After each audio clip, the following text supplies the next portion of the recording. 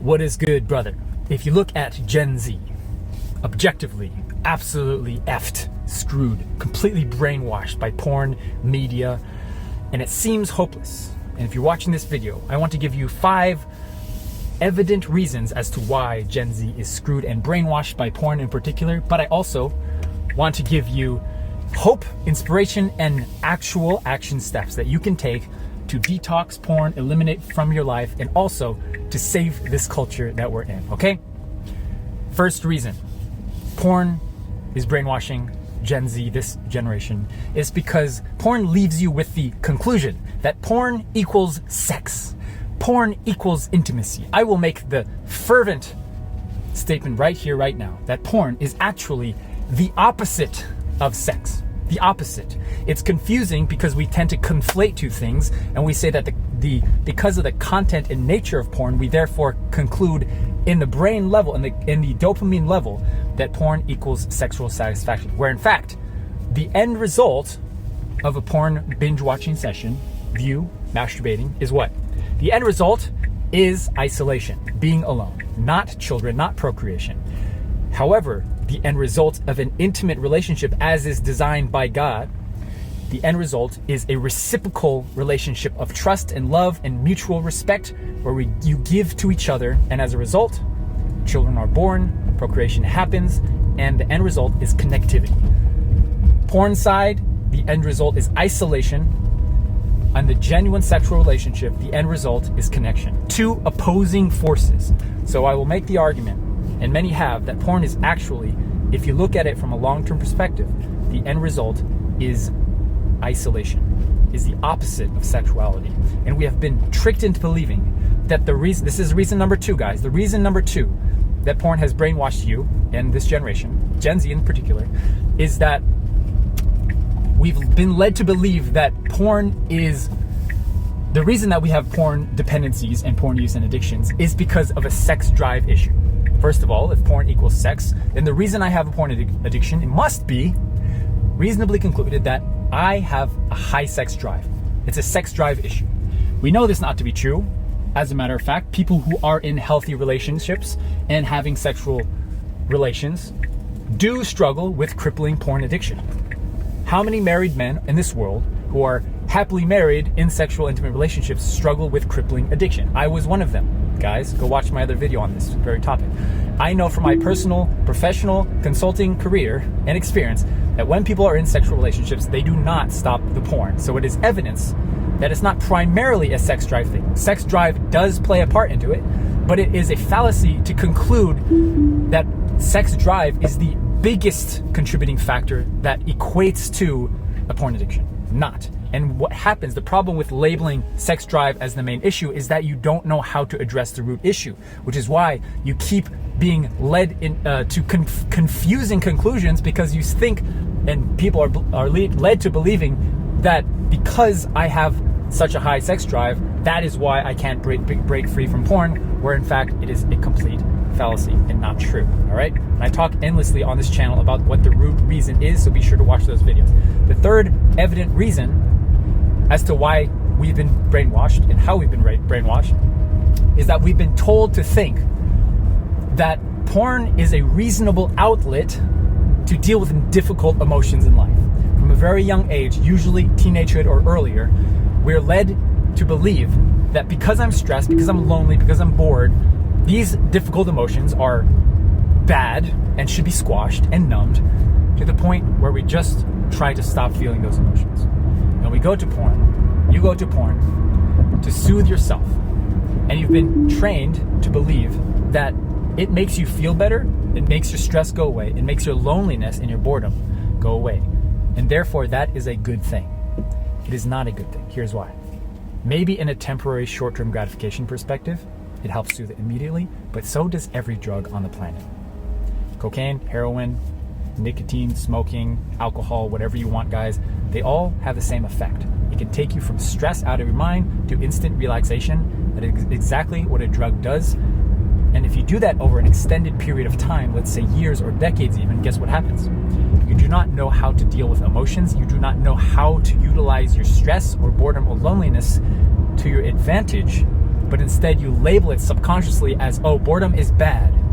Therefore, I'm going to numb boredom and busy myself, play video games late into the night so that I can distract myself enough just to not watch porn. Or stress is bad, loneliness is bad, and I don't want to feel that. Therefore, I'm going to distract my mind from loneliness and stress and just watch more porn and more social media so that I don't feel those emotions. Guys, it is shocking to me how few people ask this question.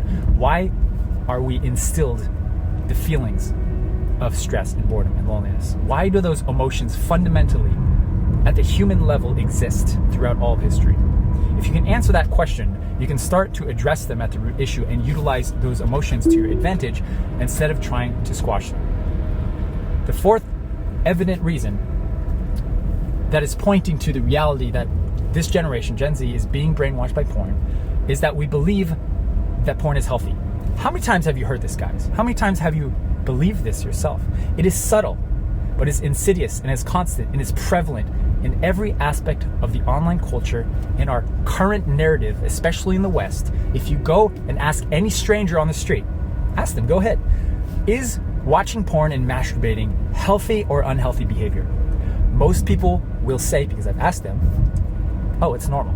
That's normal. That's fine. That's healthy. That is acceptable behavior. Interesting. How is it that the science that has been done on the effects of porn and masturbation is not widely accepted by the public? Interesting. Why is that? There are many reasons. One reason is that the people that are doing these studies, the people that are trying to actually figure out if porn and masturbation is healthy or not, they have very little personal incentive to actually understand if it's healthy or unhealthy. Number one, because they probably, statistically speaking, do struggle with porn and masturbation themselves, because most people do. And number two, the people doing these studies are usually the porn sites. Guys.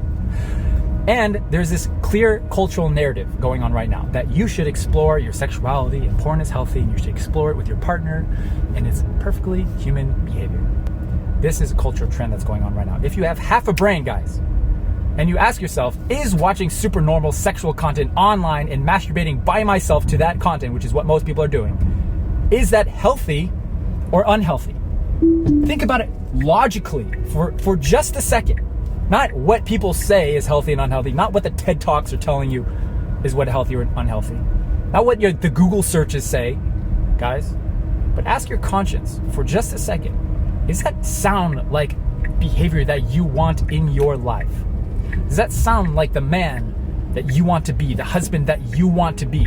Is that anytime you have a hint of sexual desire, you will not seek the company of a woman, the intimacy of a wife, but instead you will go, oh, you know what, it's healthy, I'm just going to masturbate and watch porn. Done. What would happen to our generation in just 20 years, 50 years, 100 years from now? We will see an immense collapse of masculinity, an immense collapse of family values, of people cherishing their wives and having children. We will see a collapse in sexual morality. That is what is going to happen. And the current belief that porn and these big tech companies have delusioned us into thinking is that is perfectly healthy and normal and acceptable behavior. That is a very, very opposing force that what you and I believe. Interesting. We have to ask these questions and question the answers. Number 5 belief that you've been lied to about porn is that porn is unavoidable. It's everywhere. You can't live in a world without porn. You can't live in a world without sexualized contents and having a completely sexualized brain. The reason you feel that, guys, and I'm saying this as a man that has dealt with this myself, has detoxed and desexualized my own brain, and has helped hundreds of men do the same, guys. I will tell you confidently, the reason that you think it's not possible to desexualize your brain is because you haven't talked with other men that have done it. You haven't seen the effects on people, because we don't talk about this stuff often. How many times do you actually talk with a man that has quit porn successfully? Do they exist? Yes. Do you talk to them? Probably not. Do they speak openly about their victories and success and how hard it was, but the road that we're on, and after they found themselves outside of the jungle of despair, they look back and they were like, I'm going to talk openly about my experience and help other men? They don't do that. So you are not privy, like I am, to seeing the success of people and how people desexualize their brain. And it is not as hard as people think. That's what she said. It is not as complicated as people think. You just have to focus and you have to make a bloody decision. And you know the decision I'm talking about. I'll give you the action steps in just a second. The decisions you make now will dictate the rest of your life. Because one chain link effect will lead to another. One session of watching porn will lead to another. One addiction will lead to another, as is the nature of addiction. Everyone that is knee-deep in addiction to porn, alcohol, drugs, etc. Do you think 10 years, 20 years down the road, they intended to be where they are? Do you think that they intended to be going to prison because of their porn addiction? I've talked to men like that. No, they didn't. Do you think people that are requiring a pack of cigarettes a day intended from when they were a teenager, the first smoke they puffed, that they were intending to be addicted? No, they weren't. The nature of addiction is that one leads to another, and before you know it, you are getting deeper and deeper and deeper enslaved to the addiction. Now, I'm going to give you the hopeful part. Okay, guys? Now, I'm going to give you the real talk.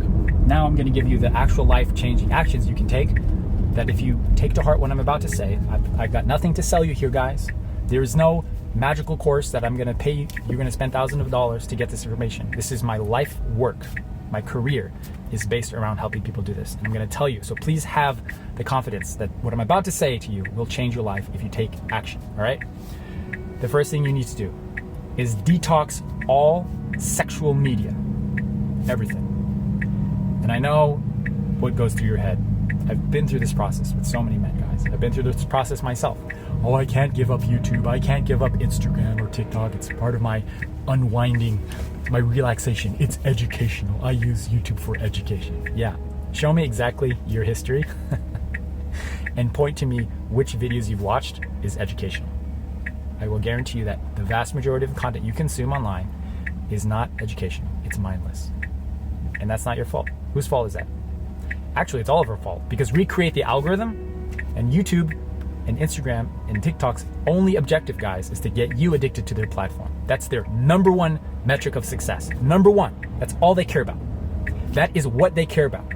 And you have to ask yourself, if that is a company, if that is a big tech organization that you want to be associated with in your life, it's not for me. So if it's not, you have to detox all this stuff. All of it. None of it. Make hard rules in your life. For example, you're only going to watch videos from subscription feed, from channels that you're subscribed to. For example, you're only going to use one media platform, period. For example, you're not going to do any doom scrolling. You're not going to go to the For You page for anything, and you're not going to view anything. Hard rules in your life, guys. I recommend doing an absolute total detox for 1 week. Just do it for 1 week. Say no to everything. Block everything if you can, if you need to, with an app. And then by the end of that process, you will feel so good. You'll be so productive. You'll be so fulfilled and happy that you will want to continue to do it. I have been doing this personally in my life for a long time now, and I've never looked back, because I feel happier, more productive than I ever have in my entire life. I know it's a process to get off this stuff, but you have to treat your porn use the same as you treat your social media use, until you can see how clearly the linkage is between your social media use and the sexual stuff that you're eventually led to watching porn. You know what I'm talking about. It's everywhere. It's unavoidable online. So when I say it is avoidable, I mean that for the people that do detox off the social media, they are the ones that are successful, because they are able to bypass and avoid the sexual content altogether. And that's what you need to do. Number two thing, guys, you need to focus on is to find your woman. Find the woman that is for you. When you have the excess amount of brain power, headspace, mental real estate, energy, sex drive, after you've eliminated porn, masturbation from your life, you will naturally want to find an intimate relationship with a woman long term. And that drive God gave you to use that dopamine desire for intimacy to fuel you to find your eternal woman, to have children. That is what your sex drive is meant for. And don't believe these lies that have been told to you to brainwash you that porn is sexuality. Porn is intimacy. You need porn. It's unavoidable. It will make you feel better, and it will help your emotional state. Absolute lies all around, my friend. And you don't need it. It's time to detox all this stuff and get your time and your attention back. It's time to get off of it. And so the hope I'm giving you guys is, I want you to know that of the hundreds of men that I work with, almost every day I'm talking with men who are addicted to porn. I can tell you confidently that there is a way out of the jungle. There is a way to detox this thing, to get your mind to a healthy place, to an undamaged place where you can finally focus on what matters to you, and that you know deep down God instilled in you to be. You can do this. You can do it. You can. You just haven't seen it yet because you are trapped in this world where all you see is sexual content all over, and you think, how is it possible that this is unavoidable? It's because that's what you're spending your time on, my friend. You're spending time. You're like a recovering alcoholic that is going to the bars just to drink water, just to socialize. I'm not going to drink. I'm just going to socialize. Get off all the platforms that are remotely triggery and sexual, and you will never look back. That is how you do it. It only takes 1 month to detox your brain off this sexual stuff. I've made plenty of videos in the recent weeks about this. You are loved more than you know. And I'll see you in the next video.